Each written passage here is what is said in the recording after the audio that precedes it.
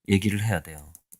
이거는 앞으로 인공지능의 발달은 이런 식으로 되지는 않아요. 그러니까 이거는 다분히 SF 영화에서 흥미를 위해서 인공지능과 인간을 대결 구도로 만드는 거기에 영향을 굉장히 많이 받았다고 봐야 돼, 이 사람이.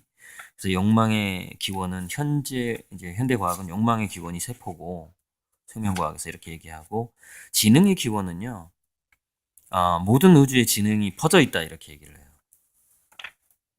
그래서 인공지능이 점점점 정교해지다 보면은 영혼이 있는 현상까지 갈 수는 있는데 요렇게 그 욕망을 채우기 위해서 뭔가 인간을 착취할 정도의 인공지능이 이거는 갈 가능성은 거의 없다고 봐야 됩니다.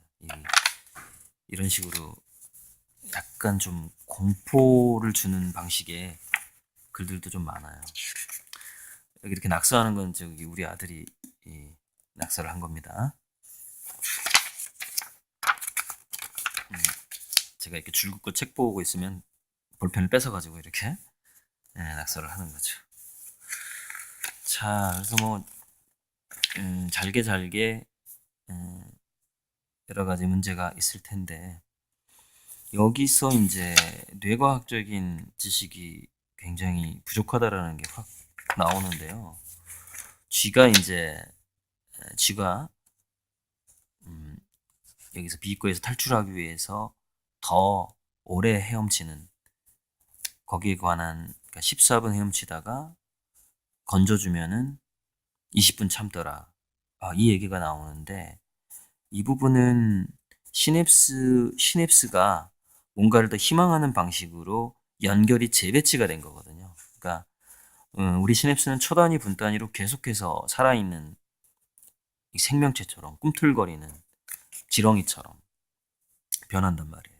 그래서 우리가 어떤 걸 경험하느냐에 따라서 시냅스 배치가 계속 변하게 되고 결국에는 그 시냅스가 연결된 그 그물망의 어떤 구조, 모양 이것이 우리의 생각이고 여기에 이제 어떤 그 호르몬이나 이런 것들은 그 생각의 강도를 주로 결정을 해주죠. 물론 호르몬이 많이 나오게 되면 생각도 바뀌게 되는 더 정교하게 디테일하게 생각이 바뀌는 측면이 있지만 1차적으로는 시냅스의 재배치가 이 쥐의 생각을 바꾸게 되는 건데 그 시냅스의 재배치를 전혀 얘기하지 않고 생화학물질을 분비시켜서 희망을 줬다라고 표현을 해버리는 거예요. 이게 그러니까 시냅스 회로의 문제를 뭔가 배터리의 문제, 호르몬이나 신경 전달 물질의 문제로 단순화시켜버리는 그런 그러니까 이런 글을 쓸 때 이 사람 시냅스에 대한 개념이 없나? 이런 의심이 들 정도로 너무 기본적인 그 뇌과학의 기본적인 부분을 놓치고 이렇게 글을 써나가 버리니까 굉장히 좀 황당해요. 그래서 이제 이렇게 되면은 이게 기획출판이라는 냄새가 많이 나버리거든요. 그러니까 뇌과학을 조금 아는 사람들이 끼어들고 뭐 이러면서 편집해버린 게 아닌가 이런 생각이 든단 말이죠. 그러니까 원고를 딴 데서 가져온 게 아닌가 이런 생각이 든다는 거죠. 자, 2만 년 전의 사피엔스는 아마 오늘날의 사피엔스보다 평균적으로 지능이 더 높고 도구 제작 기술도 더 뛰어났을 것이다. 이거는 맞는 얘기네. 제가 이제 오래전에 봐서 이게 언제 줄을 그었는지 제가 이제 정확히 여기선 과연 내가 뭐를 말했을 것인가.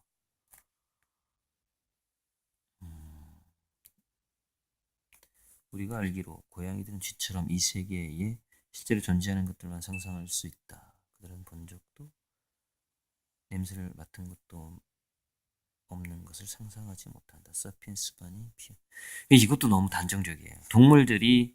동물들은 정말 현실적인 꿈만 꿀까요? 동물들이 그렇게 한다라고 지금 얘기하고 있단 말이죠. 인간은 현실에서 보지 않은 것들을 상상으로 꿈을 꿀 수 있다라고 얘기하면서 고양이는 그렇지 않는다 이런 식으로 얘기를 해버리는 거예요. 이게 굉장히 위험한 얘기입니다. 이게 증명되지도 않은 건데 또 언젠가 증명될 수도 있는데 고양이 두뇌를 찍어보면 꿈이라는 것 자체가 인간이 전두엽이 잠들면서 꿈을 꿀 때는 모든 다양한 상상 가능한 것들이 막 튀어나온단 말이에요. 그러니까 마치 이 우주가 어떤 상상 스토리를 우리한테 던져주는 것처럼 꿈을 꾸게 된다 이 말이에요. 우주는 그런 어떤 지적인 정보력이 분명히 있고요. 그렇기 때문에 동물들도 꿈을 꿀 때 상상의 꿈을 꿀 가능성이 훨씬 많다고 보는 거예요, 저는. 이런 식으로 말해버리면 안 된다는 것이죠. 자, 넘어가 봅시다. 역사학과 생물학의 경계가 흐려질 가능성이 높다. 이거는 맞는 얘기예요. 되게 중요한 얘기예요. 제가 이 부분을 제가 삼성 바이오로직스 강의 갔을 때 굉장히 강조했어요. 이 페이지를 그분들이 놓칠까봐 굉장히 중요한 컨셉인데 놓칠까봐 강조를 많이 했었죠. 애니미즘과 다신교. 우리가 애니미즘과 다신교 다시 신경 써야 되는 부분이죠. 다시 그쪽으로 갈 가능성이 많아요. 우리가 가상현실 세계가 많아지면서 그렇게 갈 가능성이 많죠. 자, 어떤 실체가 실제하는지 아닌지 어떻게 아느냐고 아주 간단하다. 고통을 느낄 수 있는가라고 질문해 보면 된다. 물론 고통을 느끼지 않아도 실제는 가능한데 고통의 문제가 앞으로 이 지구상의 그 인간 세계를 거의 지배하게 될 것 같아요. 헬스케어라는 심리적인 고통과 육체적인 고통을 완화시켜주는 플랫폼, 어떤 바이오 플랫폼, 헬스케어 플랫폼이 굉장히 강해질 것이다. 뭐 그런 얘기는 지금 여기 나와 있진 않는데 저 같으면 그걸 덧붙여서 얘기했을 것 같아요. 그래서 접어놓은 거네요. 심리학자들은 감정만이 행동의 진정한 의미를 결정할 권한이 있다고 믿는다. 이게 이제 행동심리학에서 지금 그렇게 보고 있죠. 넘어갑시다. 감정이 예술 창조와 미적 가치의 유일한 원천이라고 믿는다. 오늘날 인본주의자들은 이렇게 믿지 않는데, 예를 들어서 우리가 지구의 주파수의 영향을 받기도 하고 슈만 공명이라고 그래가지고 그 다음에 예술 창조와 미적 가치의 유일한 원천. 오늘날의 인본주의에서 감정이나 종교나 신념, 믿음, 그 다음에 전반적인 환경, 성장 환경 이런 모든 것들이 창조와 미적 가치의 원천이죠. 왜 오늘날의 인본주의자들이 감정이 유일한 원천이라고 믿는다라고 이렇게 얘기를 하는 건지 너무 단정적인 말투가 참 많아요. 이런 게 거슬려서 제가 이제 밑줄을 긋게 되는 거예요, 자꾸 보면서.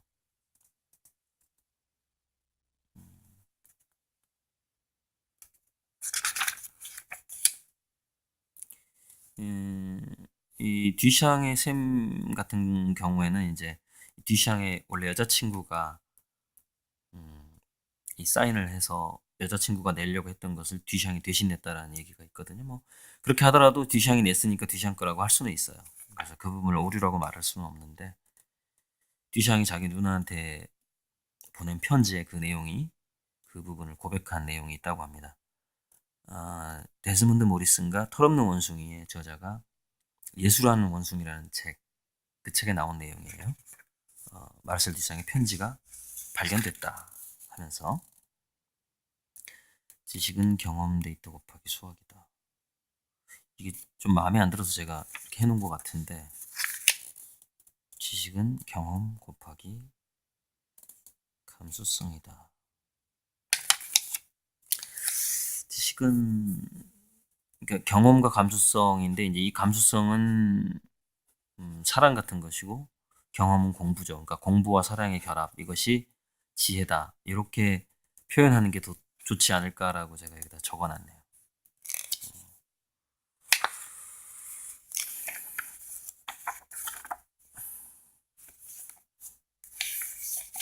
자, 제가 X라고 해놓은 거는 뭔가 문제가 있다는 얘기거든요. 21세기 초 진보의 열차가 다시 정거장에서 빠져나가고 있다. 이 열차는 아마 호모사피엔스라 불리는 정거장을 떠나는 막차가 될 것이다. 이 기차를 놓친 사람들에게는 다시 기회가 없을 것이다. 좌석을 얻기 위해 당신은 21세기 기술을 이해해야 하고 그 중에서도 특히 생명공학과 컴퓨터 알고리즘의 힘을 이해할 필요가 있다.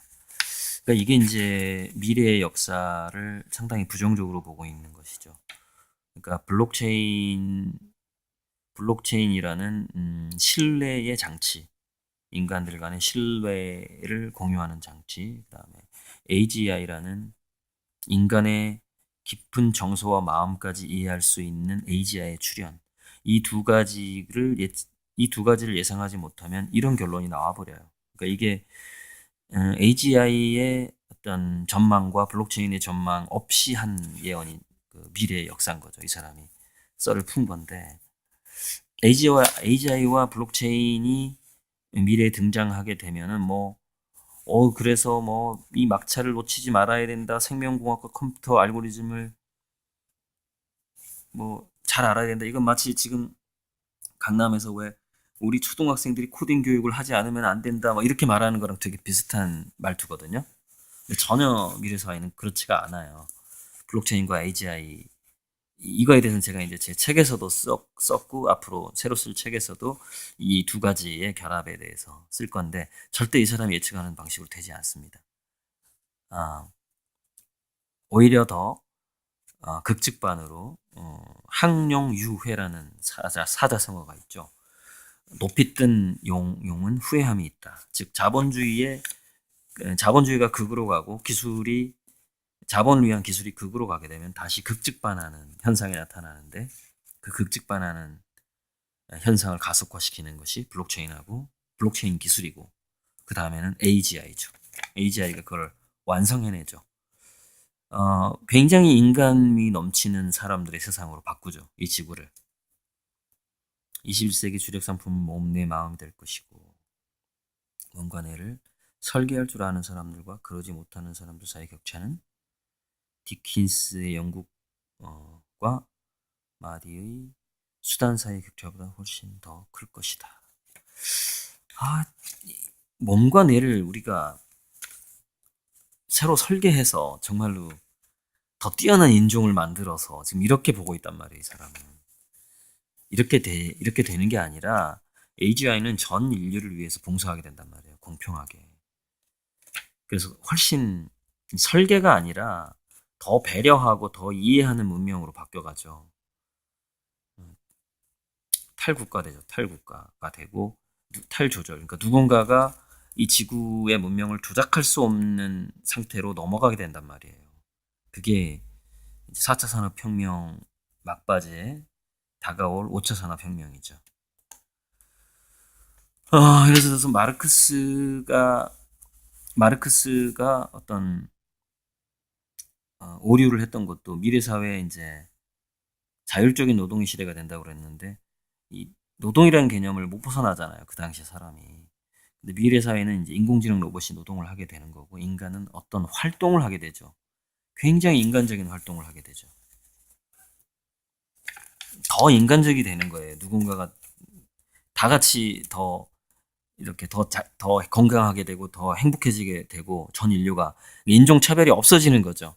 그러니까 이 유발 하라리가 기본적으로 인종 차별의 이념이 있는 유태교 신자라는 거를 생각하셔야 돼요. 그러니까 인종 차별적인 생각에 쌓여 있으면은 이런 결론이 나와 버려요. 이런 식으로 굉장히 그 공포 마케팅을 하게 된단 말이죠.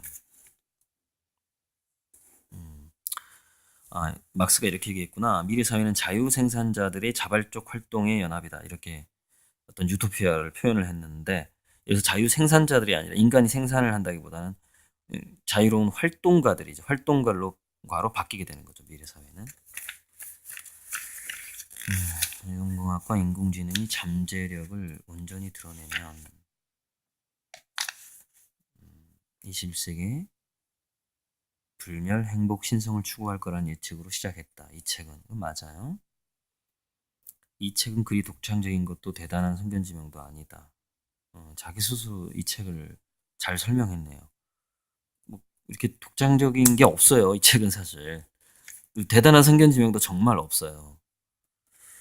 제가 오죽하면 이걸 슬쩍 훑어보고 집어 던져버렸는데 이 책을 그 모 대기업에서 이 책에 대해서 강의해달라고 그래서 다시 한번 꺼내서 읽었는데 꺼내서 읽으니까 역시 막 모순점들이 발견이 되고 지적할 내용들이 자꾸 발견이 되더라고요.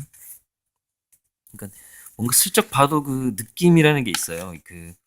이 사람의 그 생각의 깊이와 학문의 넓이, 얼마나 박학다식한가, 얼마나 과문한가 하는 그런 측면들이 느낌이 딱 다가오는데 살짝 과문하다는 느낌이 저는 좀 많이 들었거든요.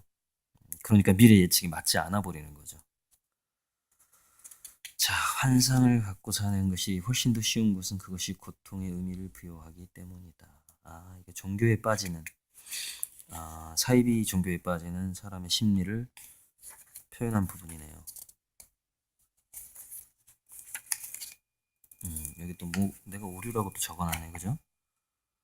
종의 기원을 펴낸 날 그리스도교가 사라지지 않았듯이 과학자들이 자유의지를 지닌 개인은 없다는 결론에 이르렀다고 해서 자유의지가 사라지지는 않을 것이다. 좀 이상한 말인 것 같고 개인의 자유의지를 전혀 허용하지 않는 엄청나게 유용한 장치들. 미래 사회는요 가상현실과 평행우주 개념으로 가요. 그래서 오히려 개인의 자유의지를 아주 완벽하게 완전히 모든 것을 허용하는 방식으로 문명이 바뀌어 나갈 거거든요. 근데 머지않아 우리는 개인의 자유를 전혀 허용하지 않는 엄청나게 유용한 장치들, 도구들의 홍수에 직면할 것이다. 마치 인공지능이 우리를 정말 그 혹성 탈출에서 원숭이가 인간을 지배하듯이 새로운 뭐 인공지능 종족이 나와가지고 인간을 이렇게 억압할 것 같은 막 이런 식으로 이런 표현이 엄청 많아요, 이 책에. 그래서 인공지능 학자들이 굉장히 비판을 할 수밖에 없어요, 이 사람을. 인공지능에 대한 개념이 잘못돼 있거든요.